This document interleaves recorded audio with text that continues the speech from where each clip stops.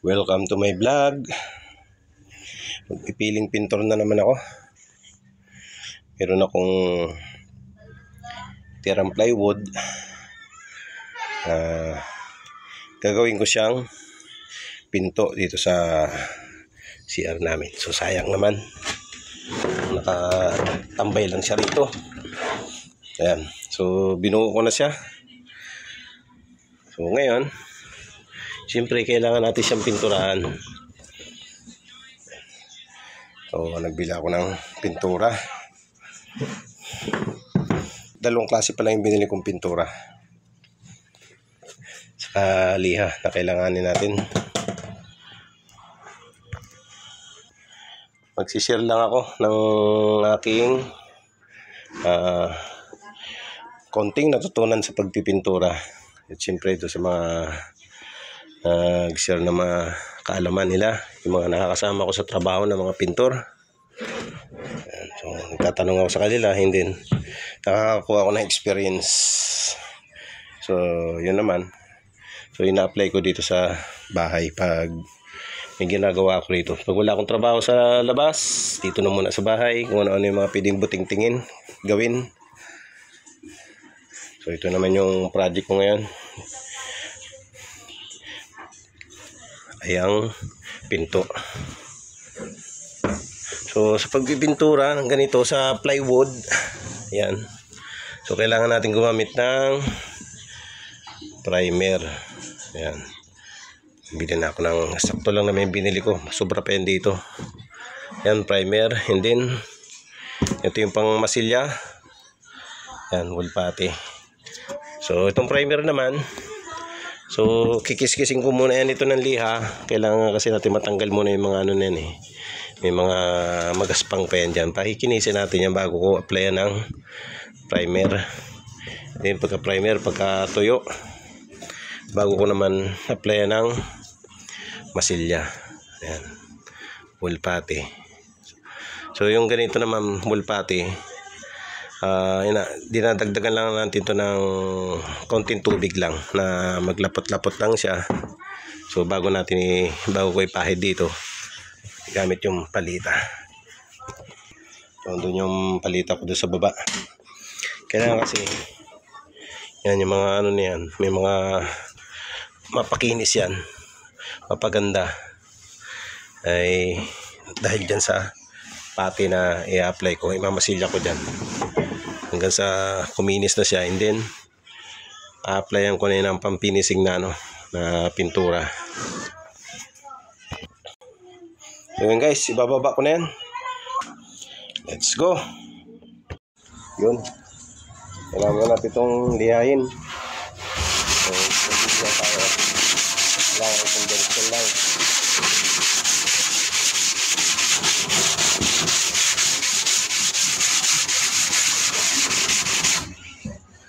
Kailangan makinis sa makinis. Bago yun, dry-dry.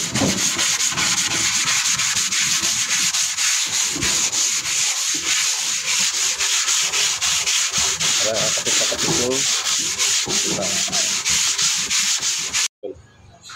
Layan ko na ng primer. Linis nito. Aliha na.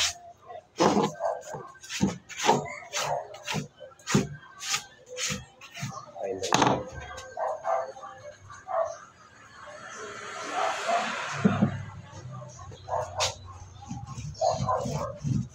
Yung 40.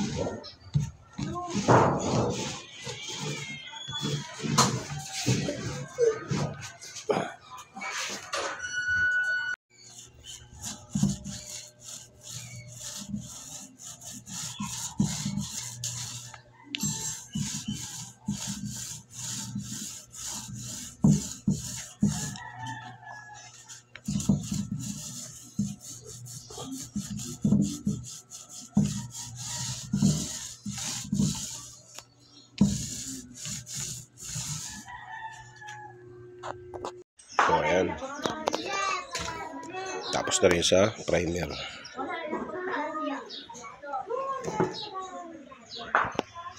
Ito ng kasunod niyan. Masilyahan ko niyan nitong full pati. Para yung mga yan, sisiman niya ng masilya para mas makinis. Paggamit nito bago i-apply, haluan lang yan ng malinis na tubig, konti lang na maglapot-lapot lang siya bago ipahid yan.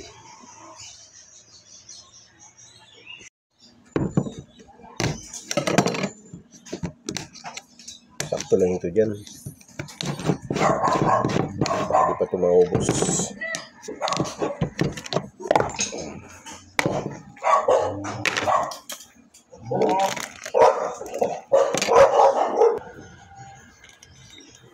Mayroon na rin siya pang sandok. Hahatiin ko lang ito. Ito ko siya i-mix.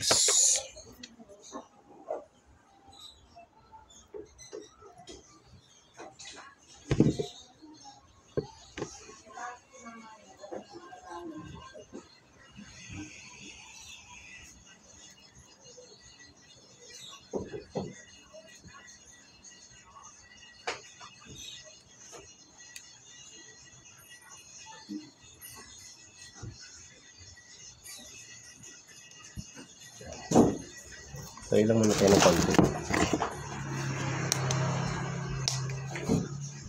Konting tubig.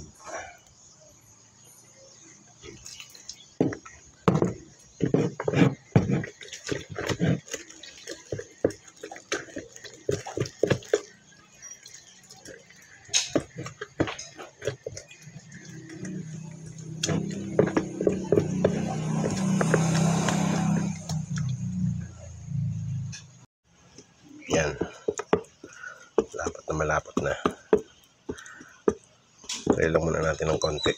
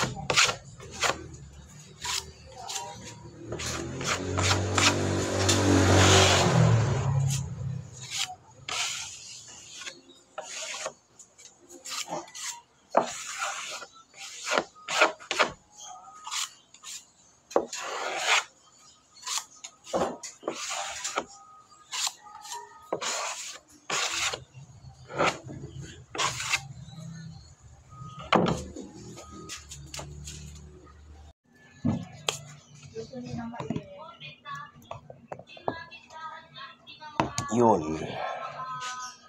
So,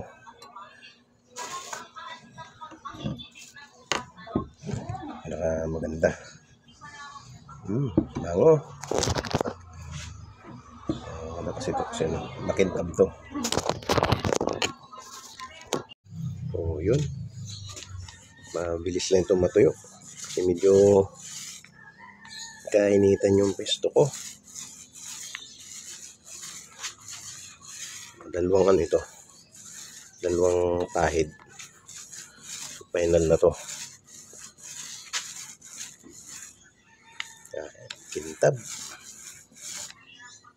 Ganda.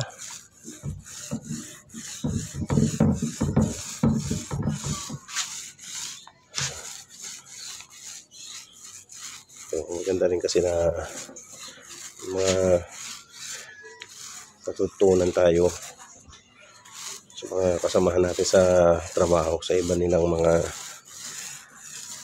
gawain tulad sa mga pintor. So nakakuha tayo ng mga idea sa kanila sa paraan ng pagpipintura. So nai-apply natin dito sa atin, sa bahay natin. So,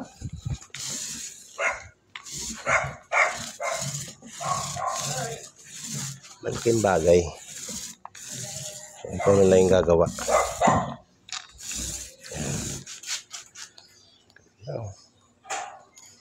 Kintab. So yan na guys, last coating na tayo. Yan yung finished product na pagpintura ko dito sa gagawin kong pinto. So last coating na to. Yan, kintab na.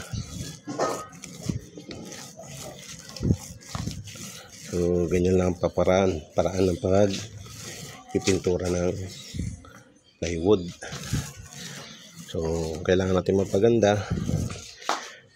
Masilyahan muna natin, pakinisin, mag-apply ng first coating gamit ang flat latex, pang primer. Then kung ano yung gusto mong pintura na gamitin pang finish. So ginamit ko dito ay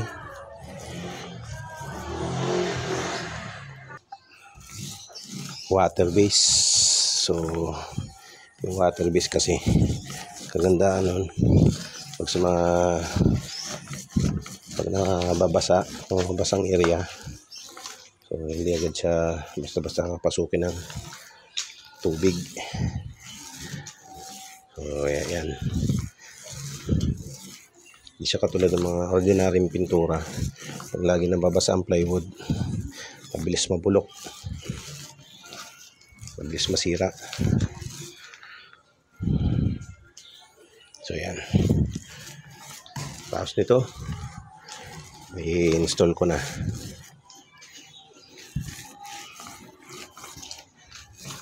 So yan lang guys. So share lang ako ng paraan ng pagpipintura ng plywood.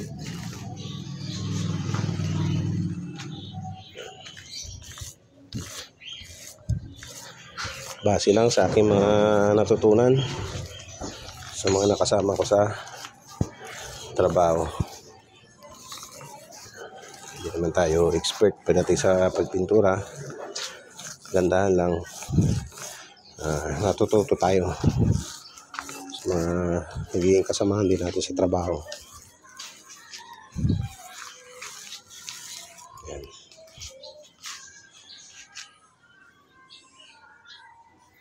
Ganda na. So, hanggang dito na lang guys ang aking video. Salamat sa inyong panonood. Please subscribe, like, and share. Salamat.